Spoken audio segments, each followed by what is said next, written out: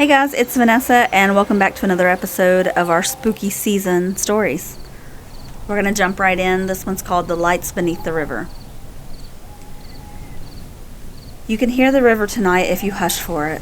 Not the splash or the wind, but the sound, the low hum, like somebody singing into a jug. Folks in Huntington say the hum is the Ohio thinking. Over in Ironton, they say it's the bridge settling in its sleep. And in Ashland, the old-timers look down at the black water and say, it's the lanterns again. I'm not telling you this to scare you. I'm telling you because this story belongs to all three towns in the way that Robert Seaberg Bridge belongs to the sky. Made by people, but older than a memory, that bridge was a ferry once, 100 ferries, and before that, it was the ford where folks crossed in the shallows, and before that, it was a whisper in the dark. That whisper's got a name if you listen long enough. They call her the Lula May. She ferried across the bend, Huntington to Chesapeake, Proctorville, then further down toward Ashland and Russell, when the fog didn't fuss. Her captain was Elias Ramey, a man with a voice like a broom handle, straight and useful. He kept a silver bell on the prow, and the lantern that wouldn't go out, even in the thick October breath that lays on the river like milk. He said the river talked to him sometimes. It told him the safe lines to run, where the snags slept, and where the bottom rose like a knuckle. Folks have always raised their eyes when he says the things that he says, like folks do, but they still pay their nickel to cross. One October, the fog was so heavy you could scoop it with a ladle. The verdict from both banks was no crossings tonight, but Elias rang the bell anyways. He had a promise to keep. A girl on the Kentucky side, Harlan, still clinging to her clothes, had a baby to get to Cabell Huntington Hospital. He took her and a few men heading to Central City for their night shift, and then he took a boy with a broken bicycle and a man with a too quiet coat. When the Lula May pushed off, the lantern burned steady, and the bell sounded like a lullaby. And then, nothing. No wreckage, no cry for help, no splintered plank on the bank. Just a bell sometimes, in the morning mist, like the river kept it in its mouth. The girl and the baby? Vanished. The men? Vanished. Elias? Vanished. Only the hum remained, like the river swallowed something and had to sing to settle it.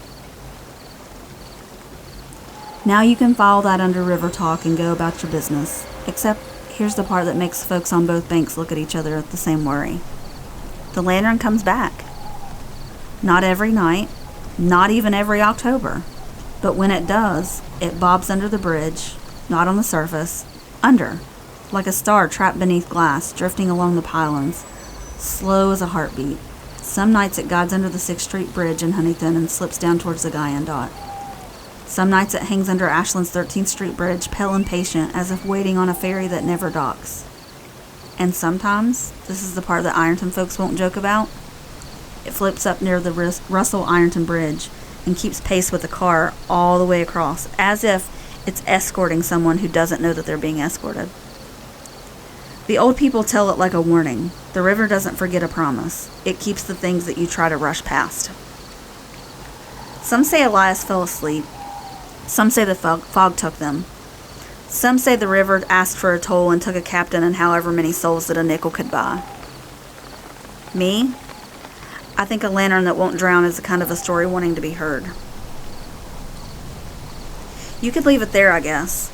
A neat little legend from a century ago. But this isn't a museum piece. The lights have a way of coming back when the world forgets them. Summer of 1963, an ironworker named Dolores Dolly Green is up on the Kentucky side, helping retrofit the 13th Street span. Strong as a question, Dolly. She hears something underfoot in the mornings. Not just the water, not just the current. Dragging. Chains against wood. That's a silly thing to hear under steel, but she knows she hears it. She leans over the railing on her brake and sees a scuff on the pylon like something has been rubbing against it from underneath. Somebody's running a barge too close, the boss says. Dolly quits a week later and takes a job sweeping at Cannon Park. She swears she's happier among the roller coasters and the cotton candy than the humming steel. But she doesn't stop looking at the river. She says, it's watching the bridge the way a window watches the front door. In 1978, a boy from Ironton, let's call him Kenny, bets his friends that he can swim the river at night. Stupid bet, like most river bets. He steps into the water near the boat ramp, black as a coal seam, and the current snatches him. He knows enough to float at an angle and to go sideways, and the boys on the bank hush their laughter. That's when the lantern appears under him, a soft coin of light, sliding ahead as if guiding him. Kenny makes it to the Huntington shore, hacking up the Ohio like it was trying to become his lungs, and he can't stop crying. Something swam with me, he says. Something kept pace. You can call it luck. You can call it whatever you want. But whatever word that you want to use for this glowing thing is unheard of. But the boys on the bank don't call it anything. They just stop making river bets. In 1989, Ritter Park, Huntington side, runners, you know the type, long legs, longer stories, start whispering that the tunnel of the sycamores is cooler than normal at night. That's not unusual. The trees do that. But the air tastes like pennies, like old iron. One woman stops dead because she hears a bell that she just can't place. Just one soft note, and the hair on her arm lifts like it's trying to listen. She looks through the dark and sees the faintest blue shimmer move between the trunks, headed in the wrong direction for headlights. She follows it to the creek that chuckles along the edge of the park, and there it is, a circle of light under the water, pulling in the shadows like it's catching its breath. She spreads the story around Pullman Square coffee shops and pretends that she dreamed it. People always come up with explanations when legends start walking around in daylight. Maybe it's a prank, somebody with a waterproof light and too much time. Maybe it's swamp gas. We don't have swamp gas. The Ohio just has moods.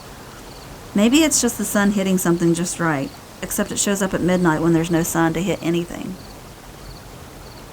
Me, I keep notes. I put push pins on a map. Huntington Bridges, Guyandotte, Ashland, Ironton. The lights don't appear randomly. They follow the old ferry lines. They gather pylons. They pause near the middle of spans like a captain ringing the bell once for departure and once for arrival, and then crossing a quiet held breath between. And every so often, there's a voice. People hate saying the word voice when it comes to water. Voice means you heard something that heard you back. 19-something, pick a year with humidity, a tri-state transit bus driver from Ashland pulls over his route over the bridge late, just to pause for a cigarette. He hears a man say, "Last call," soft and close, like he would lean into the bus doorway. Nobody there. He flicks his cigarette into the water, and the ember drops towards the lantern glow that wasn't on the surface a second ago. He drives off and transfers to a daylight route. If you're counting the strange, add one more. Footsteps. Not on the bridge this time. Under it. A maintenance driver out of Huntington named Marisol goes down to inspect the pylons.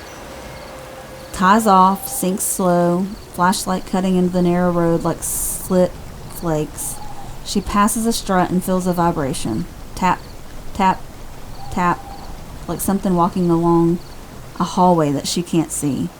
Then a handprint blooms on the pylon in front of her. No human could have made it underwater, and it vanishes as soon as her light hits it. She surfaces so fast, the crew crosses her out for nearly embolizing, but she can't stop saying, "There's a hallway down there. There's a hallway down there." She stops diving the Ohio after that. By now, the legend is two things at once, a campfire comfort and a private dread. You tell it to your friends at Beach Fork and laugh, and then you drive home and cross a bridge when your radio crackles. You make a joke about the AM stations and the river air, but you look in your rear view and the black water and wonder which of you is crossing whom. Tonight, I want you to listen the way Elias Ramey said he used to, not to the sound of the river, but to the spaces in it. The Ohio is wide and patient here. It remembers more than we do. I met a man, let's call him Tate, who works nights changing bulbs on the Robert C. Byrd Bridge. He's got hands like a rope and a way of standing that says he's measuring the wind even when there isn't any. We talk on the Huntington side for a while in the evening, and he tells me that sometimes he sees reflections with nothing to reflect. Lights that bob below the deck line pace with him, stop where he stops. He keeps telling himself that they're bridge lights and bouncing back from a weird angle, but he's been at this long enough to know his angles. I wouldn't tell just anybody, he says, but you're the one who writes little ghosts into everything. Maybe I'm giving you a new one. We walk out together, harnessed like sensible people. The river is a pane as dark as cut stone. Halfway across, he stops and points down.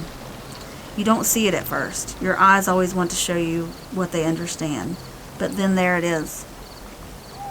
A faint wheel of light rolling under the surface, maybe the size of a dinner plate. It stops us. It holds us still. That's it, he says. That's the one. We watch. We don't do anything wise or heroic. We're just people on a bridge with the sudden knowledge that the world beneath us has its own sky and something moving through it. The light drifts towards Ashland like it's following an old rut in the water. On the Kentucky shore, 2 teens are sitting on the guardrail, pretending that they're older than they are. One of them has a lanyard from the Paul Blazer High. The other has a skateboard and no jacket. Their laughter hits the air, goes then, and then they go quiet at the same time. The same way birds go quiet when a hawk glides over. Did you hear that? The jacketless one says. What? The bell. They hop off the rail and go home earlier than they planned. Downriver near Ironton, a nurse coming off the late shift pulls the shoulder and puts her hand on the wheel, just for a second. Just 1 minute to gather the pieces of her day. Then she looks up. There's a pale glow sweeping under the span, heading toward the Ohio like it's on some patient errand. She wipes her eyes and decides the world is generous, even when it's strange. Over in Huntington, the Ritter Park runners slow their loops because the air suddenly tastes like pennies again, and it's cooler by 5 degrees according to nobody but their skin. One of them hears a baby cry, far off, soft as a moth. He turns towards the sound and finds only a creek and the way water is always talking. He decides it was a cat. He decided a lot of things that you would decide too. And somewhere in the West Virginia side, if you know where to listen, there's a woman named Lula who isn't related to the ferry at all except by coincidence.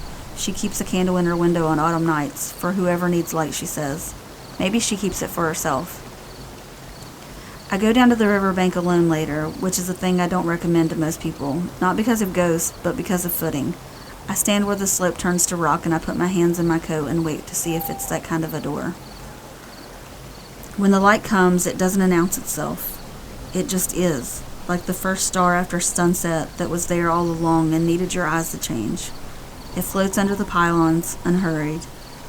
It pauses as if listening. Something shifts in the water. No wake, just a pressure change, a vertical hush as if a hallway door has opened below. The hair on my arm rises. I hear the words, last call.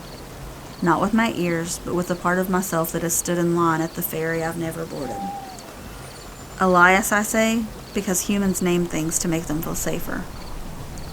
The light tilts. Don't ask me how light can tilt. And another circle appears beside it, smaller, like a hand finding another in the dark. They hang there together, and I remember a girl and the baby.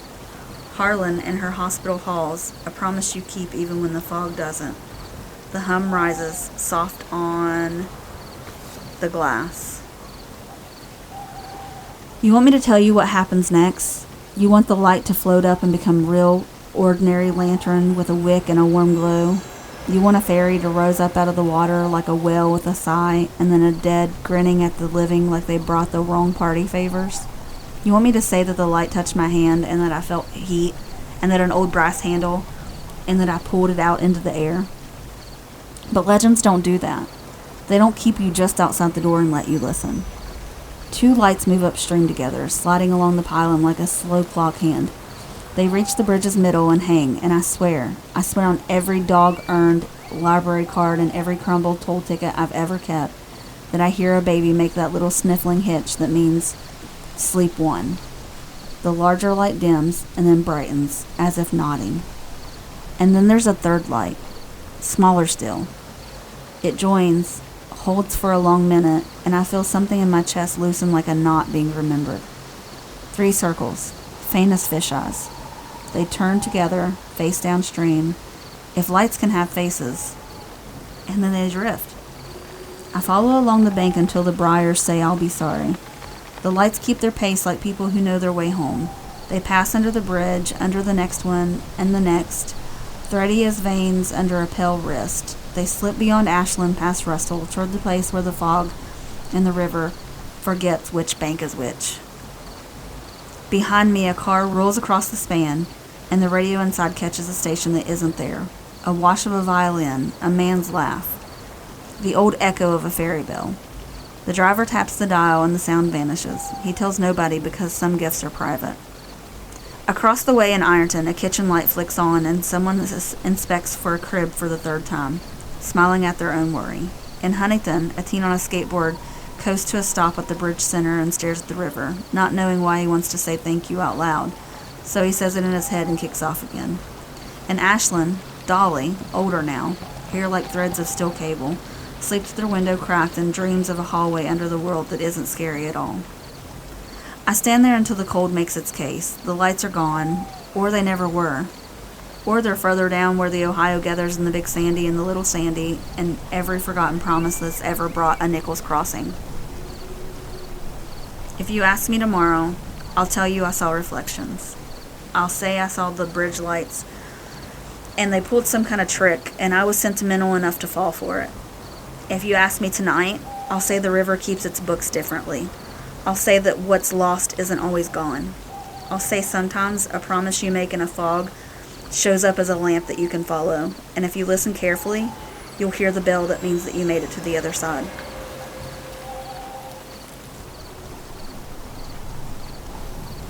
But maybe that's not the ending. Maybe you don't get to the end, to a thing that doesn't end. Because 2 weeks later, a kid fishing in the Guyan dock pulls a big piece of polished brass that looks like the handle of a lantern, pitted with age and still oily with river. He brings it home and sets it on the shelf. It sometimes smells like coal and rain. His mother says it's junk. His father says it's history. The kid says nothing and watches the way the porch light catches it at dusk. 1 month after that, a maintenance driver, not Marisol, another one who didn't hear the story, goes under to check the pilings and comes up with her fingers pinched tight.